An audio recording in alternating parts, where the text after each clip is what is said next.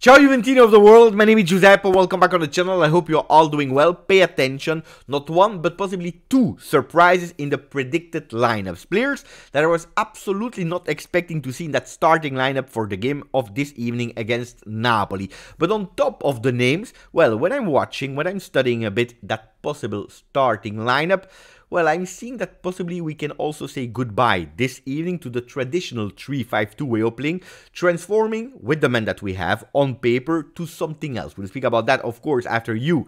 If you didn't yet, please put a maximum of like, continue to support the channel, also continue to subscribe to the channel, because now we start with the big title of Tuttosport that I want to take as a starting point for today's game, for how I am feeling. Pressione maxima. The pressure at the max level pressure.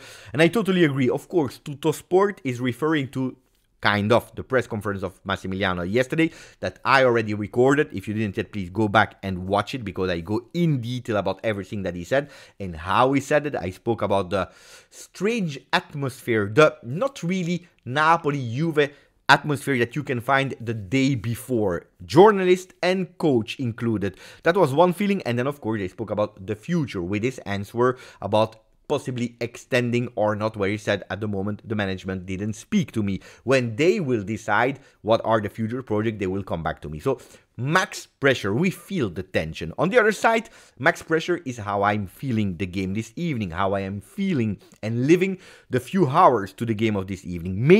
Maybe it is because I'm not totally out of that month of February, because March we still need to play our first game of March. We know it, February has been difficult, has been a total disaster, has been actually our caught us by surprise. We didn't expect to lose against Udinese, drawing against Verona, drawing against Empoli, the way that it went, we didn't expect it. Also, you know, winning 3-2 in the last minute, in the 95th minute against Frosinone, it's not ideal if you want to prepare a game in the Maradona Stadium. On the other side, you know, why am I a bit pessimist this recorded video? Why am I feeling like this morning?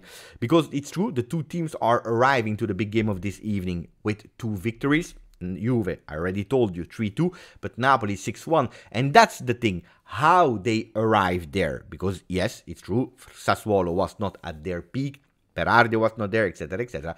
But Frosinone was also, is still also in a really difficult moment where they are not able to win. So two teams that arrive in a different way. With Napoli that after that draw in the Maradona Stadium, well, they're starting to recuperate big names. Osimhen, the first one, 5 goals in the last 3 games, a hat-trick in the last game.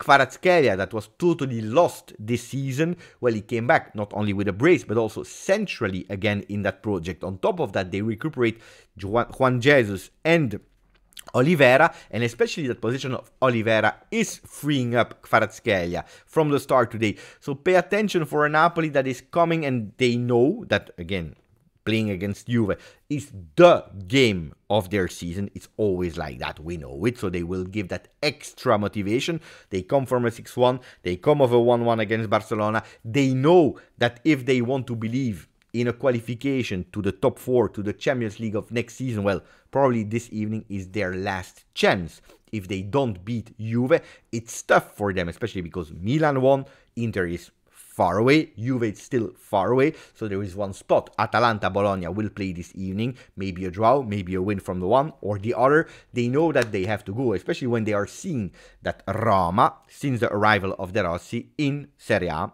except of the game of Inter, they are flying. So they know it's now the moment. They saw also the loss of Lazio. So these are all the reasons why I'm fearing the game of today. Also because you know it, you know Beppe, you know the channel, you know that I always check about the history. And if we are looking at the last 10 games, well, we see that Napoli, they won 5 times against Juve in the last 10. We won 4 times and we had 1 draw. We won all our games, well, 3 of them, 3 out of 5 in our stadium. In their stadium, where we are playing this evening, we only won once in the last 10 games, and it was in 2019. Goals of Pjanic and Emre Can. Imagine how far we have to go. The last 4 were a disaster. 2-1 for them, 1-0 for them, 2-1 for them, and then we arrived to the last time that we played in the Maradona Stadium, where we lost 5-1. So historically, it's not ideal, it's scaring me a bit. And I have to say that, yeah, in terms of, waking up, waiting for a game where you have these convictions, that motivation, say, let's go and destroy them, well, I lost them, especially because that win of Frosinone is, yes, a game that gave us 3 points that were important, that gave us a step towards breaking the negative results, but the way how it arrived was not ideal to have all these certainties to now being stronger than Napoli. So all these things are putting me in a difficult situation. Now we go towards the predicted lineups. Pay attention because there are some surprises. Szczesny in the goal is not a surprise.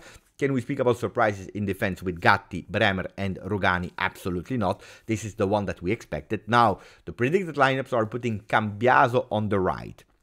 Cambiaso on the right, we had that doubt. Where will he play? Because Cambiaso playing was a certainty. Where will he play? On the right side, will he play as a mezzala? And that's where the other newnesses are coming. Alcaraz, Locatelli, and Miretti. So no Cambiaso there. No chance for Nonge, no chance for Nicolussi. But we will go with Miretti, Locatelli, Alcaraz. And the biggest probably surprise on top of Miretti starting today will be Ealing Jr. on the left side. On top, not Yildiz, but Chiesa and Dusan Vlahovic to give continuity to the players that should be the starters of Juventus. I know that we can debate about Yildiz, Chiesa, Yildiz, who is in their best moment, but when you have Chiesa and Vlahovic this season, well, these are the two that should start in a 3-5-2. Well, Ealing Jr. is a surprise. Kostic is not doing really well, ultimately, but did we this season really see a Ealing Jr. that made the difference? Not that much. A Miretti that made the difference? Not that much. How many times was he subbed out? Because we were not convinced of this season performances of Miretti and Ealing Jr. that when he started the few games was not able to give their best contribution. So I'm a bit, when I see these lineups, I'm a bit, what is happening? And that's why I started to study and I said, okay, what if we don't play that 3-5-2? What if we start playing a kind of 4-4-2? With a Juventus that will try to have their strength in a much more vertical way. Because when you play with Miretti and on top with an Alcaraz, you play more vertical.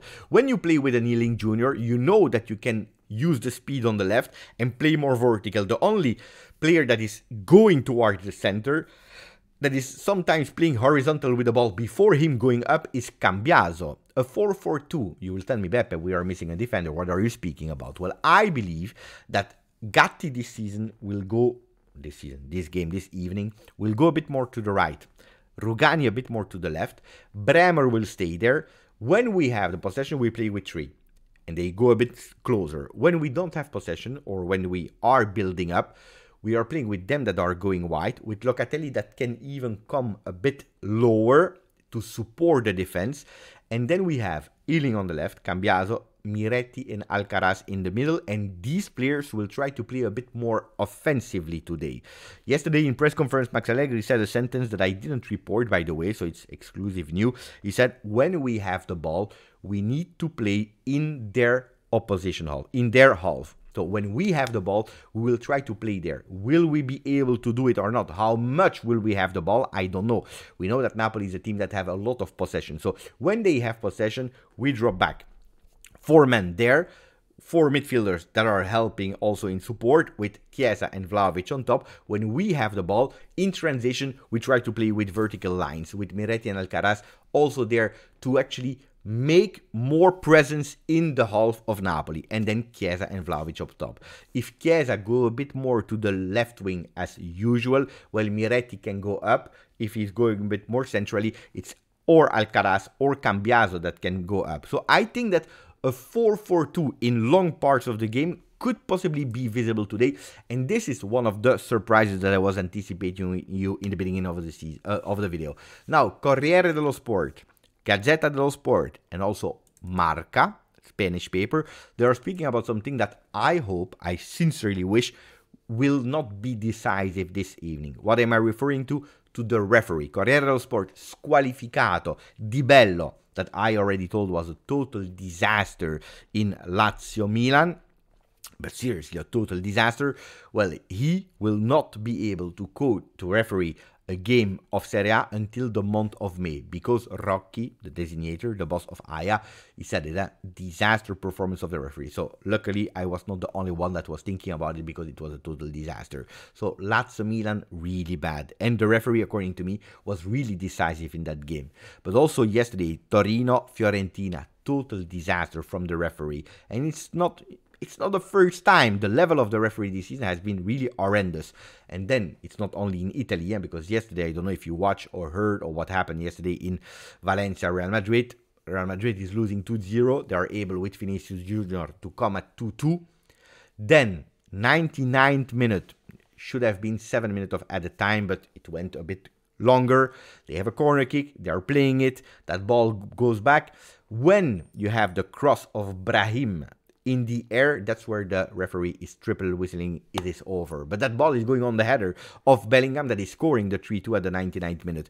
Total disaster. Marca is writing, escándalo en Mestalla, the biggest scandal of the history, according to Spanish paper, of what happened yesterday with that referee decision. So why am I speaking about that? Well, it's a lot. Ultimately, we see a lot of referee mistakes. If we are going back to the beginning of the season, we know it, how many strange, wrong referee decision they were. So hopefully Napoli Juve can be played on the field with the men, and the protagonist will be the 22 players plus the subs and probably also the coaches. That was it for me. We see each other for the watch along on the Juventus YouTube channel, and otherwise you see me here right after the game to comment